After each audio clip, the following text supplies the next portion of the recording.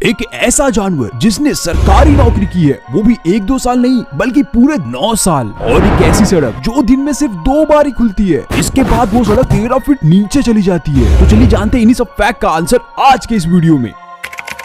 दोस्तों, एक ऐसा जानवर जिसने रेलवे स्टेशन पर 9 साल नौकरी की और वो जानवर था बेबून यानी कि लंगूर। और इसके पीछे की वजह ये थी कि सन 1800 में दक्षिण अफ्रीका में एक विकलांग व्यक्ति रेलवे में सिग्नल मैन का काम करता था और इस विकलांग व्यक्ति का नाम था जेम्स। और इनका मेन काम था लीवर उठाना और झंडे दिखाना यानी कि सिग्नल देना। और ऐसे ही एक दिन ये रास्ते से जा रहे थे तो उन्हें ये बबून दिखा। और ये कोई ऐसा वैसा बबून नहीं था, ये ट्रेंड बबून था जो इन्हें बहुत पसंद आया और उन्होंने उसी टाइम उसे खरीद लिया। और फिर जेम्स ने इस लंगूर को रेलवे के विभिन्न कर्तव्यों का पालन करना सिखाया और साथ ही रेलवे के सिग्नल को भी ऑपरेट करना सिखाया। और अब आप सोच रहे होंगे कि आखिर इसको मिलता क्या था, तो मैं आपको बता दूं, ये बेशक कमाता भी था। उसे ये काम करने के एक बियर की बोतल मिलती थी और 20 सेंट प्रतिदिन मिलते थे। और रिपोर्टों के अनुसार इस बबून ने अपने इस 9 साल के नौकरी में एक भी गलती नहीं की। है ना काफी अमेजिंग फैक्ट ये। क्या आपको भी पता था इसके बारे में? अगर नहीं तो यार एक लाइक तो बनता है।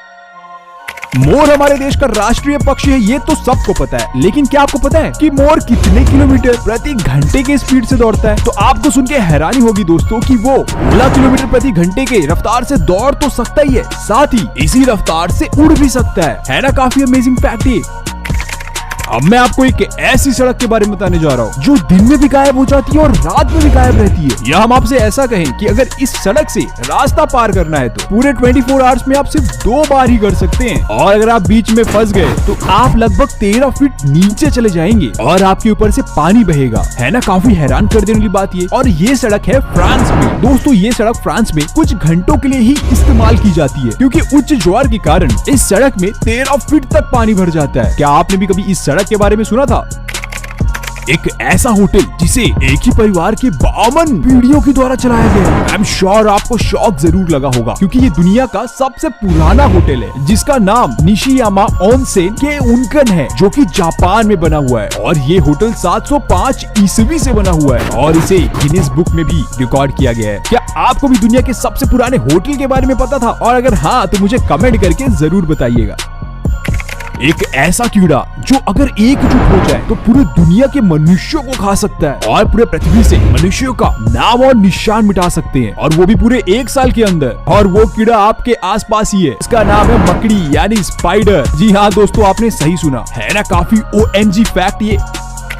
क्या आप जानते हैं कि इस जगह को एक दिन के लिए भारत की राजधानी बनाई गई थी? और वह जगह और कहीं नहीं बल्कि हमारे भारत के यूपी में है और उस जगह को संगम नगरी भी कहते हैं। जी हाँ, आपने सही गेस किया। उस जगह का नाम है प्रयागराज। 1858 में एक दिन के लिए भारत देश की राजधानी प्रयागराज को बनाया गया था। है ना काफी इंटरेस्टिंग फैक्ट ये फैक्ट बहुत कम लोग ही जानते हैं। तो जाए अपने दोस्तों के साथ भी शेयर करें यार।